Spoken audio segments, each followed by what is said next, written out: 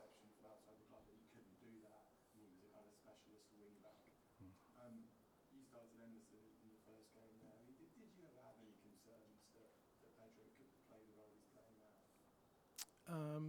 No, I didn't. After working with him, obviously during the pre-season, I thought both him and Emmy. I mean, I think all of our fullbacks.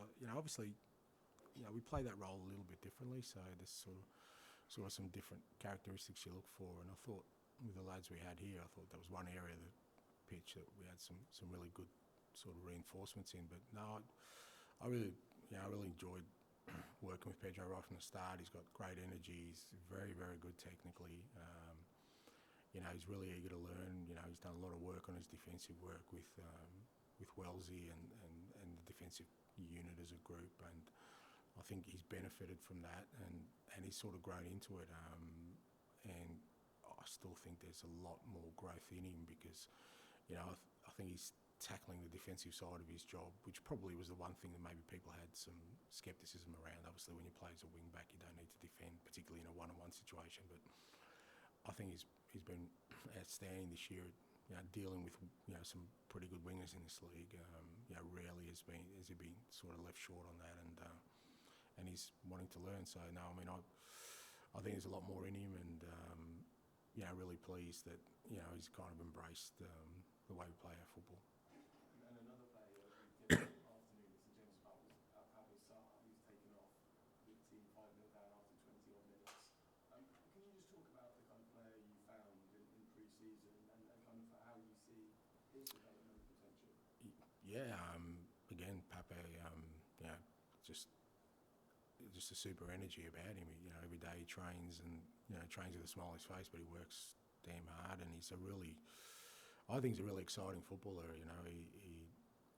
He's one of these midfielders who you need these days, who are very dynamic, covers the ground really well, defensively, offensively. Gets into the box. He's scored a couple of goals for us this year. His technical ability is strong, and he's a good ball carrier as well. And he's still young. I feel that he's another one there's just so much more growth in from all aspects, and I just really like his kind of just general demeanour. I think he feels like he's kind of been blessed to have this opportunity, and he's going to make everything, do everything to make the most out of it. And it's great to have him as part of the group. He's obviously, he's very popular within the group because of his nature, and but he's a hell of a footballer. I've got a lot of time for Pape, and I think again he's another one where there's just a lot of growth there, from what I see. And can I just check, has he been kind of impacted by doing fasting for Ramadan? Yeah, look, it's always a bit of a challenge for the players, but their beliefs that they feel very strongly about, and we try and support them in the best way we can. And he's gone about his football still diligently, and gone through what he needs to go through. And now it's over, and I'm sure for him it'll sort of allow him now to get back to the levels he needs to get to. Tom?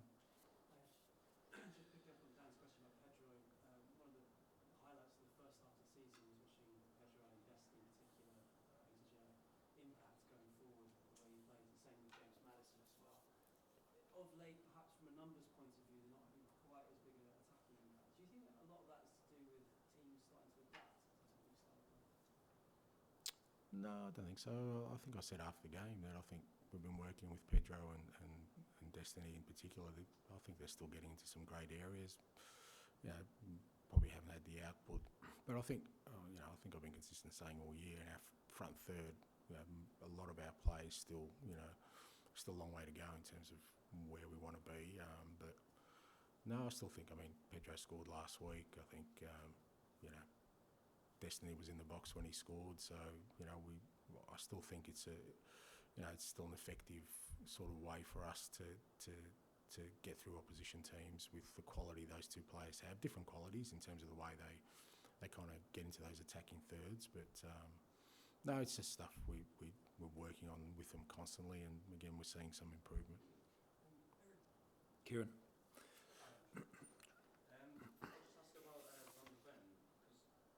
Years ago, he was in the second division, and now he's clearly holding his own in the Premier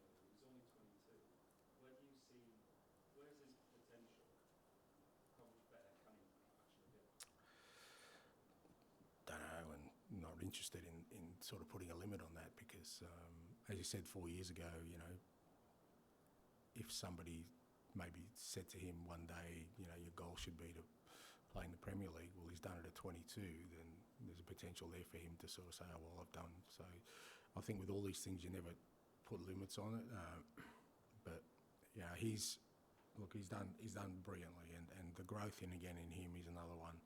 I mean, that's the exciting thing for me with this group is that we've got a real core that I just think there's still so much growth in them because invariably it's either their first season in the Premier League or they're still young in age, and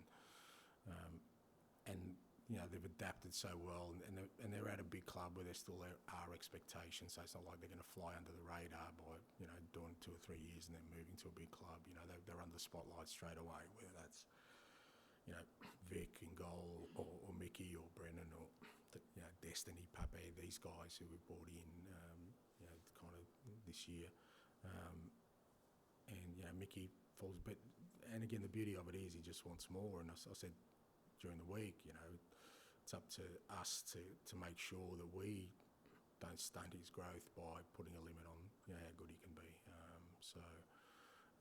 Look, he's been fantastic for us this year, and he's continuing to grow, and where that takes him,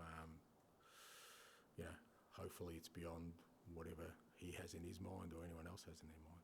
Is that something special about this group, sort of maturity beyond the years? Because Chelsea, they've signed a lot of young players and it's not really worked for them yet.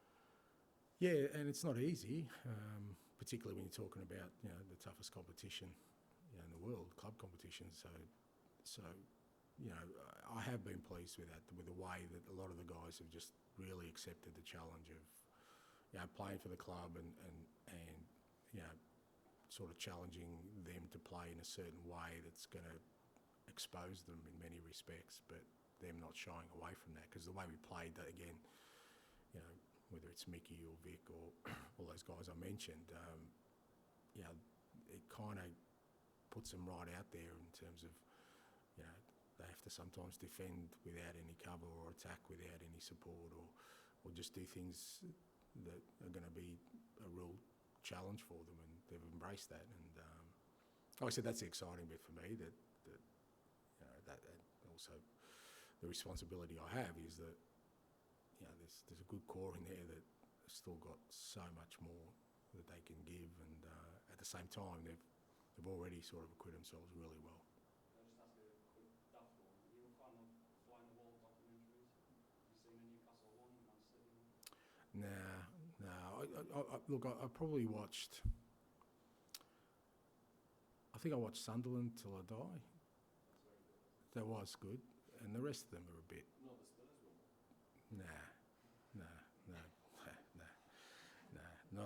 No, because I just think it becomes a bit manufactured. I think I'd be very surprised if you get a real sort of behind the scenes. But I mean, there's look, who am I to say? I'm no movie critic, but maybe people like them, but not for me. I love documentaries, but nah. Would you get one for you now? Nah. Well, unless you want a cure for insomnia, mate, you can put it on late at night and just dream yourself away. Finish with John, please. I was going to ask you something similar because you said you didn't watch the. Something daft. You said you didn't watch the sixth one. Some managers might have thought it would be useful to see a squad about to inherit at their worst, as much as seeing them at their best, scoring goals and winning games.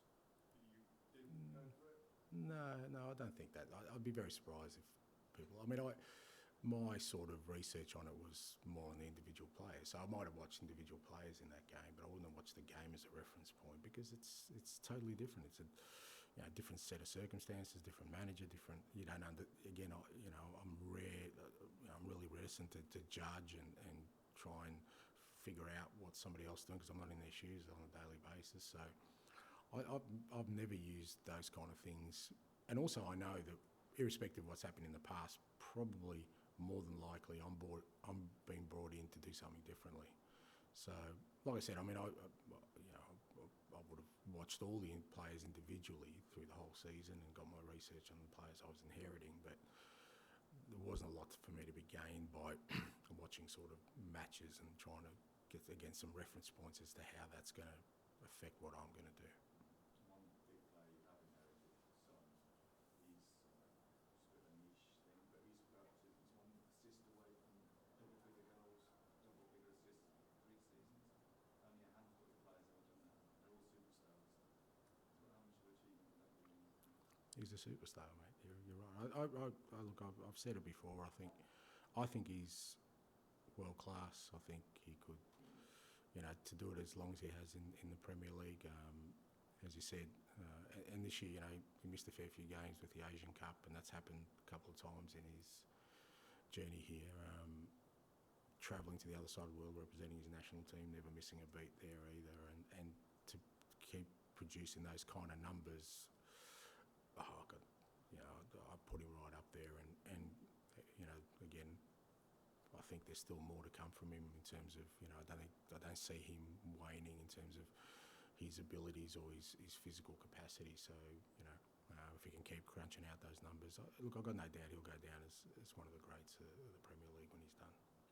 You think that, and Spurs fans think that. Do you think there is a perception outside the club that he isn't the very top, just because he hasn't won anything? We'll come back to that again. Maybe, yeah. Maybe because of that, and I think because of kind of his background playing for Korea. I think if he played for another national team, because again, I think whatever he does for his national team gets a little bit diminished because it's not a Euros or it's not a World Cup qualifier where they can sort of measure up. But I think if he was playing for any other national team, sort of in Europe or South America, and I've got no doubt he would play for whatever national team he happened to be of that nationality. I think that kind of maybe takes a little bit away from him as well, because there's always kind of you put these reference points, and invariably people put in sort of their international records as well to sort of rank them as players. And I still think he's had an unbelievable international career as well, carrying his nation for a very long time. But that's okay. I mean, I think when it's all done and dusted, I think that his accomplishments and the manner in which he's gone about it, I think he'll get the accolades he deserves. Thank you very much. Thank you.